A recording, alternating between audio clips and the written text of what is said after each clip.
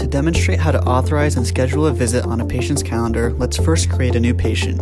To do this, navigate to the main menu and select Patients. Next, click New Patient.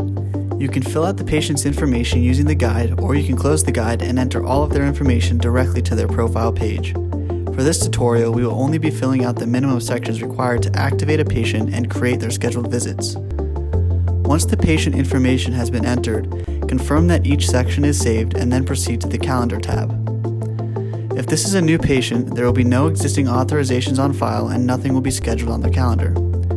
In order to create a schedule for a patient, which will enable caregivers to start servicing the case, start by selecting New Authorization. Using the authorization from the MLTC, select the visit type the patient is receiving.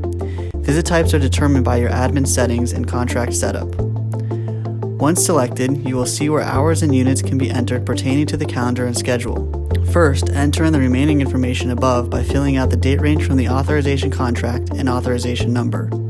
The frequency will automatically be applied and will not need to be selected.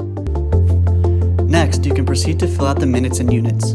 Depending on the patient's visit requirements, you are able to create a floating schedule for patients needing to be scheduled through a consumer-directed program. If that is the case, there is no need to input specific daily hours, as the caregivers can check in and check out when they need.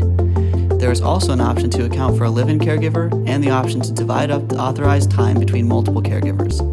For this example, we are going to select a standard schedule, accounting only for one caregiver, which requires authorized daily visits and specific scheduling.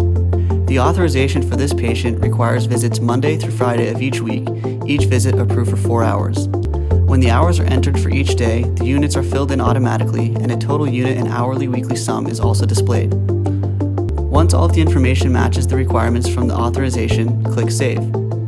For this example, the patient is authorized to receive visits starting on December 1st. A yellow bar across the top of the calendar represents the time period the patient is authorized to receive visits. In this case, the patient is authorized to receive visits for a period of 4 months. By clicking on the yellow bar, you are able to go back to the authorization settings and make any adjustments. Below the yellow bar, an orange box is also visible unless your patient has a floating calendar set up through a consumer-directed program. If that is the case, only the yellow authorization bar will appear and caregivers can make visits without authorized hours.